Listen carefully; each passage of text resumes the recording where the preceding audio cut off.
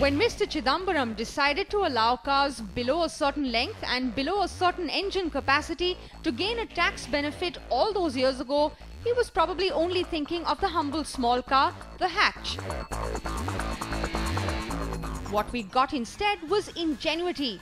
Tata Motors started it by sub-4 metering the Indigo, then the market leader threw us the second generation Swift Dzire, Honda followed with its Amaze, and we were the ones to first tell you about plans from Mahindra and Volkswagen to chop up the Verito and the Vento respectively.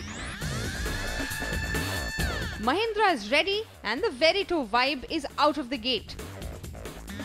Now remember, before the Mahindra-Renault alliance broke up, we did expect the Sandero, the hatch based on this platform, to make an appearance. Once the divorce did happen, Mahindra was free to do whatever it wanted with the Logan, but it didn't have access to any generation changes or the other body styles like the Sandero hatch or the Step MPV. You remember the Princess Diaries, where Anne Hathaway starts the movie looking like a very geeky, awkward teenager, and then by the end, she's transformed into this beautiful princess. Well, it doesn't always work out like that in real life, but that's pretty much the kind of challenge Mahindra had when it first got its hands on the Logan, right? A very plain Jane looking car. And last year, when the final iteration was complete, not just the initial tweaking, but the final new look Verito came to the market, I did tell you that I thought they'd done a pretty smart job. What they'd managed to do with the front grille, a little Kia-like, worked for the car. It made it look a little bit more contemporary, but you can't really do too much else because, you know, the angles and the sharp lines everywhere else on the body, well, you can't really change that around. The advantage is that the market is flooded with all sorts of rounded, fluidic designs, and so which is why this does stand out. The work that's been done on the Vibe in particular, darkening that front grille into a sort of a graphite grey, I think works. It makes the car look a little bit less boxy up front and looks pretty attractive. It's been complemented by smoking out the headlights a little bit. Again, a little gimmicky, but still manages to work. Now, the part where Mahindra starts to err a little bit.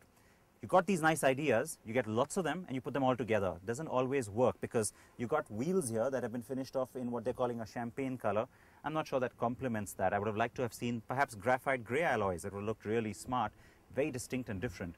At the rear, of course, is where the big plastic surgery has happened. And you know what? When you look at the car, it looks like a nice big hatch. And that's a good thing because the lines, the overall feel is congruous. It doesn't look like it's been abruptly chopped off. It looks like it was meant to be this way. Of course, when you look at the overall profile of the car, you got to think that maybe that's not too contemporary. But you know what? You've got other cars like the Figo as well, which aren't necessarily contemporary, but the styling works. The taillight treatment has been done really nicely. I think full marks to the Mahindra designers on that. The fact that it's been raised from the windscreen is again smart because it gives a reason, if you will, for bringing some of this roof rail styling into the taillight cluster and then meeting the little bulge of the boot at the back. So that part works again. The boot itself, you know, they've given it a little bit of a lip here, a little, well, you can't really call it a spoiler, but again, that works because it gives a sense of space.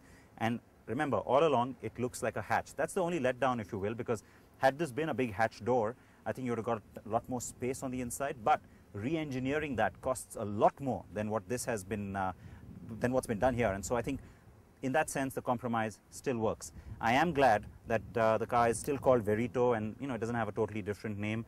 The Vibe suffix is very typical of the Indian market. You do see a name being added onto the car, and it's better than what some of you suggested, Vibo. I'm very glad that didn't happen.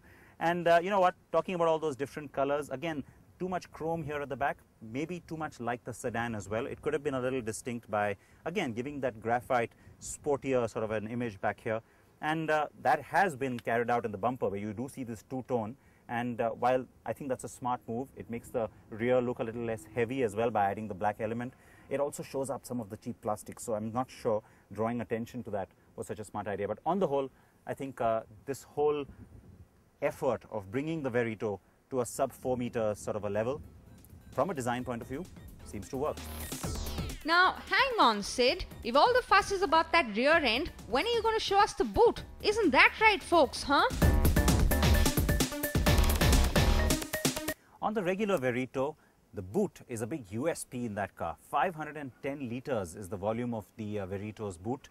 So does that get severely compromised? It's a question, obviously, that buyers will ask, because in this particular space, even if you look at the premium hatches, Well, let's start off by comparing to the inevitable Maruti Suzuki Swift. That's 232 litres. Then you've got the i20, nice big boot, 295 litres. And then you've got the Ford Figo, 284 litres. So, is this then a compromise? Well, first up, let me show you what it looks like. Now, that's the inconvenient part. The fact that you have to go in there to release the boot. There isn't a little catch here. You can't do it from the keyless entry fob.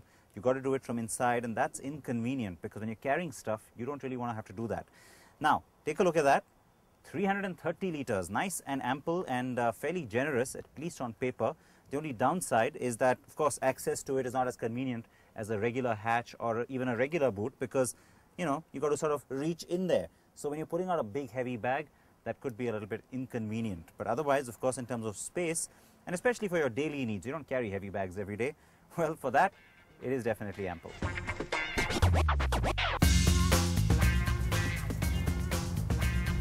Okay, so it's spacious but not very convenient. The boot though is really compromised only so you can get a huge pricing incentive. The Vibe is priced attractively, but it isn't a steal. There are 3 variants and the top end is actually reasonably well loaded.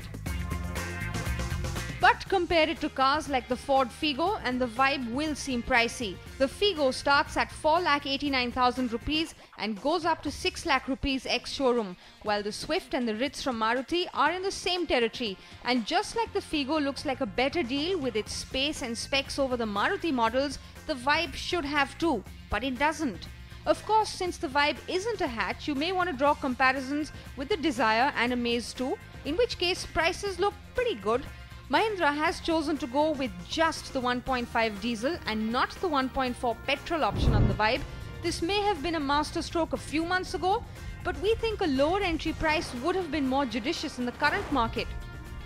The unit is hardly responsive and the numbers very ample, right? Now, just like the Verito and of course the Logan before it, engine noise and the AC fan noise are a little bit of an issue.